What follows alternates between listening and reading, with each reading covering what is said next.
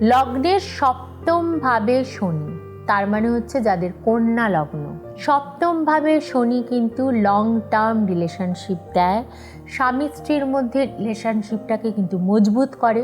এবং সপ্তম ভাবে শনি যাদের কন্যা লগ্ন, তারা হয়তো কিছু হার্ডওয়্যারের উপর বিজনেস শুরু করতে চাইছেন, তাদের জন্য বলবো এই সময়টা কিন্তু ভালো। হয়তো একটু লেট হবে, সব কিছু একটু ডিলে হবে, বাট স্টার্ট করলে তার কিন্তু একটা গ্রোথ ডেভেলপমেন্ট যথেষ্টভাবে আছে।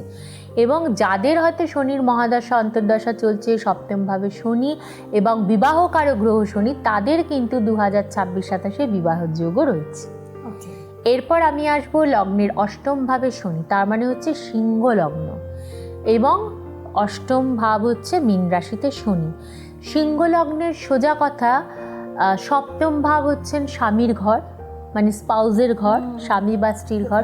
অষ্টম ভাবে থাকা মানে স্বামী স্ত্রীর মধ্যে মানসিক টানাপোড়েন, অশান্তি, ঝড়ঝাপটা, এবং একটা সূক্ষ্মভাবে হলেও ডিভোর্সের চান্স থেকে যাচ্ছে এই 2.5 বছরের মধ্যে।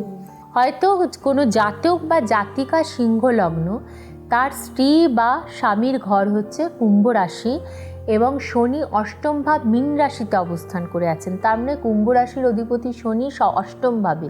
সুতরাং অষ্টম ভাব কিন্তু সাডেন হেলথ ডাউন, সাডেন শারীরিক সমস্যা, সাডেন কোনো অ্যাক্সিডেন্ট, তার স্পাউজের শারীরিক সম্পর্ক, মানসিক সম্পর্কের অবনতি হওয়ার একটা চান্স থাকছে, এটা একটু মাথায় রাখতে হবে। এবং তার সঙ্গে নিজেরও হেলথের ব্যাপারে সাবধান থাকতে হবে। নিজের কোনো বোন রিলেটেড অপারেশন, নিউরোলজিক্যাল প্রবলেম, লিভারের অপারেশন, গাইনি অপারেশন হতে পারে।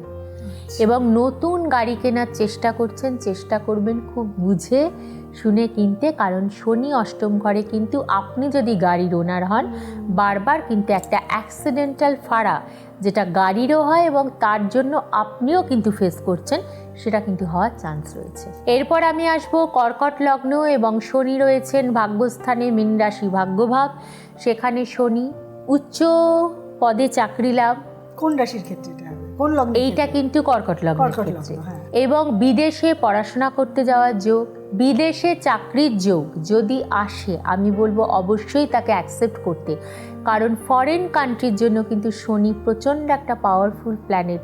ফরেনে গিয়ে যদি বসবাস করেন, সেখানে চাকরি করেন, তাহলে কিন্তু আপনার ফাইন্যান্সিয়ালি, মেন্টালি এবং কর্মক্ষেত্রের ডেভেলপমেন্ট উন্নতি হতে কিন্তু বাধ্য, এবং কিছু স্পিরিচুয়াল কাজকর্মের দিকে আপনার মন আসবে। এবার আমি আসবো মিথুন লগ্ন, দশম ভাব মীন রাশি, তাতে বসে আছেন শনি। তার মানে হচ্ছে আপনার সমস্ত কাজে কিছুটা হলেও ডিলে, কিন্তু সাডেন একটা পরিবর্তন, চাকরির ক্ষেত্রে একটা পরিবর্তন, পজিটিভ পরিবর্তন। হয়তো অনেক বছর ধরে চাকরি করছে, উন্নতি হচ্ছে না, এমন একটা পরিবর্তন হলো যেখানে হয়তো পথটাই তার উন্নতি। এবং যারা পলিটিক্যাল ক্ষেত্রে রয়েছেন, তাদের কিন্তু একটা গ্রোথ ডেভেলপমেন্ট আশা করা যায়। তবে সর্বক্ষেত্রে একটা জিনিস বলি, শনি যেহেতু একটু ডিলে করায়, যার জন্য আপনাদের ক্ষেত্রেও একটু তো ডিলে হবেই, কিন্তু যেটাই হবে এই 2.5 বছরের মধ্যেই হবে। কিন্তু পিতার স্বাস্থ্য নিয়ে সাবধানে থাকতে হবে। এরপর আমি আসব যাদের বৃষ লগ্ন। বৃষ লগ্ন শনি একাদশ ভাবে অসম্ভব ভালো ফল দেয়, কারণ একাদশ ভাব হচ্ছে আপনার পাস্ট কার্মিক, আপনি পাস্টে কি কর্ম করে এসছেন সেইটা কিন্তু আমরা বিচার করব লগ্নের 11th হাউস থেকে। আপনার লগ্নের 11th লর্ড কতটা শক্তিশালী, তিনি কোন ঘরেতে রয়েছেন, কোন রাশিতে রয়েছেন, এই জীবনে আপনি কতটুকুন পেতে এসছেন, সর্বক্ষেত্রে তার বিচার বলবে কিন্তু এই একটাই ঘর, একাদশ ঘর। এবং একাদশ কিন্তু লাভের ঘর, এবং একাদশভাবে শনি অবস্থান করে আছেন মানে আপনাদের ক্ষেত্রে কিন্তু সর্বক্ষেত্রে একটা প্রাপ্তি, গেন, সেটা ব্যবসা বলুন, বিবাহ বলুন, কর্ম বলুন, অর্থ বলুন, সর্বক্ষেত্রে একটা ডেভেলপমেন্ট, গ্রোথ আসতে কিন্তু বাধ্য। এরপর আমি আসবো যাদের মেষ লগ্ন এবং দ্বাদশ, তাদের ক্ষেত্রে কিন্তু বলবো সাডেন অ্যাক্সিডেন্ট, এবং অ্যাক্সিডেন্টের জন্য আপনার পায়ের কোনো ক্ষতি, অ্যাক্সিডেন্টের জন্য ব্রেনে আঘাত, পায়ে আঘাত, শারীরিক অসুস্থতা, দীর্ঘকালীন হসপিটালাইজেশন, এবং অত্যধিক expenditure due to medical cost, এটা কিন্তু হতে পারে। মানে তার নিজের জন্য, মানে পরিবার বা কারো না, পরিবারের জন্যও হতে পারে, তার নিজের জন্য, কিন্তু নিজের জন্য হওয়ার চান্সটা বেশি, আর পরিবারের জন্যও হতে পারে। এবং দ্বিতীয়ত হচ্ছে, হ্যাঁ, বিদেশে যাওয়ার চান্স থাকছে, অনেক দিন ধরে চেষ্টা করছেন বিদেশে ভ্রমণ করতে, সেটা হবে। অনেক দিন ধরে কর্মসূত্রে যাওয়ার চেষ্টা করছেন, সেটা কিন্তু হবে। কিন্তু শারীরিক দিক থেকে একটা সাবধানতা অবলম্বন করতে হবে। কোনো নতুন বিবাদে জড়াবেন না, কোনো নতুন করে কোর্ট কেসে জড়াবেন না, কারণ সেটা কিন্তু দীর্ঘকালীনভাবে অবস্থান করতে পারে আপনার জীবনে। যেটা আজকে হয়তো ভালো আছে, সেটা অভিশাপ হয়ে লাইতে হয়ে আসতে পারে। এবং দ্বাদশভাবে শনি কিন্তু জেল কাস্টাডিও করায়, সাডেন জেল কাস্টাডি। কিন্তু হ্যাঁ, প্রচুর স্পিরিচুয়ালি চিন্তাভাবনা, স্পিরিচুয়ালিজম মেনটেন করা, বিভিন্ন ভগবানের স্থানে যাওয়া, বিভিন্ন তীর্থস্থানে যাওয়া এবং তীর্থস্থানে ভ্রমণের কারণের জন্য অর্থ খরচ, সেটা কিন্তু হতে পারে। এবং আমার মনে হয় সেটা যথেষ্ট সুন্দর। এবং পুজো আর্চার পিছনে অর্থ খরচ করা, কোনো ভালো সোসাইটির জন্য কাজ করা, সেসবের পিছনে অর্থ খরচ করা, এক্সপেন্ডিচার, সেটা হওয়ার সঙ্গে সঙ্গে কিন্তু মারাত্মক লেভেলের অ্যাক্সিডেন্ট হওয়া, শারীরিক কোনো ক্ষতি, ইভেন 1% হলেও একটা ডেথ ফাড়া কিন্তু থাকছে। সুতরাং এই আগামী 2.5 বছর কিন্তু প্রচণ্ডভাবে সাবধানে থাকতে হবে। এটা তো তুমি বারবার যেটা বলে, ইন্ডিভিজুয়াল যেটা জন্মছক, তার সাথে এটা একটা জেনারিক আলোচনা। এই যে ঘটনাটা ঘটছে, যাদের পজিটিভ জানছে তাদের পজিটিভ অতটা নাও হতে পারে যদি ইন্ডিভিজুয়াল। হ্যাঁ, আবার যতটা নেগেটিভ যাচ্ছে ততটা নেগেটিভ নাও হতে পারে, সেটার জন্যই কিন্তু ইন্ডিভিজুয়াল চক। কারণ ট্রানজিট হচ্ছে আপনার লগ্ন থেকে এক একটা রাশিতে অবস্থান করছে। এবার আমি আজকে লগ্ন সাপেক্ষে ধরে ধরে বলে দিলাম, যাতে প্রত্যেকটা লগ্নের মানুষ আপনারা জানতে পারেন যে শনি 7.5টা অ্যাকচুয়ালি আপনার জীবনে কি দিতে আসছে, এটা তো দরকার। কারণ প্রত্যেকে যা বলে শনির 7.5, শনির 7.5, কিন্তু আমার জীবনে কোন ঘরে রয়েছে শনি, কোন ভাবে রয়েছে, আমাকে কি রেজাল্ট দিতে আসছে, সেটা তো জানা দরকার। আমি কিন্তু কখনোই এটা নিয়ে আলোচনা করিনি, যার জন্যই আজকে এই আলোচনা করা। কারণ সত্যি কথা বলতে রূপালী, আমার আর তোমার প্রোগ্রাম দেখার পর না বহু মানুষ প্রচুর মেল করে, প্রচুর মেল আসে, এবং আমার অফিস টিম যারা রয়েছে, টিম মেম্বার্সরা মেল পড়তে পড়তে টায়ার, যে ম্যাডাম এই লিখেছে, ওই লিখেছে, এই লিখেছে। তো তার মধ্যে কিছু কিছু জিনিস যেমন ইদানিং খুব আসছে যে শনি 7.5, আমরা তো জানি, কিন্তু ট্রানজিট প্রত্যেকটা ঘরে কি এফেক্ট দেয় লগ্ন সাপেক্ষে, সেইটার সম্বন্ধে প্রত্যেকের একটু জানার ইচ্ছা। তো সেটার জন্যই আছে কিন্তু এই বিষয়টা নিয়ে আলোচনা করা। এইবারে আমাকে একটা জিনিস বলো, যে ধরো এগুলোর তো প্রত্যেকটা সমস্যার একটা করে প্রতিকার হয়। হ্যাঁ, একদম, অবশ্যই প্রতিটা সমস্যা ধরে ধরে প্রতিকার করা সম্ভব। একদম। যে ফাড়াগুলো খুব মৃত্যুকালীন, কিন্তু মৃত্যু নাও হতে পারে, সেটাকেও তো সারিয়ে তোলা, সেটাকে আটকানো সম্ভব। দেখো, একটা জিনিস বলি, তোমার মৃত্যু ফাড়া আছে, তোমার মৃত্যু যোগ কনফার্মড, ওই সময় তুমি পৃথিবীতে এসছো, তোমার সমস্ত কর্ম কমপ্লিট করে তোমাকে চলে যেতেই হবে। সেইটা কিন্তু একজন জ্ঞানী জ্যোতিষী বুঝতে পারে। একমাত্র জ্যোতিষশাস্ত্রই কিন্তু বলতে পারে যে একটা মানুষের কোন সময় ডেথ হতে পারে, এটা কিন্তু আর কোনো শাস্ত্র বলতে পারবে না। কিন্তু দেখতে হবে যে সেই সময় তার কি ফাড়া চলছে, অবশ্যম্ভাবে মৃত্যু, নাকি সে বেঁচে গেলেও যেতে পারে। যদি দেখা যায় যে হ্যাঁ, তাকে প্রতিকারের মাধ্যমে বাঁচানো সম্ভব, তাহলে কিন্তু আমরা প্রতিকার করি।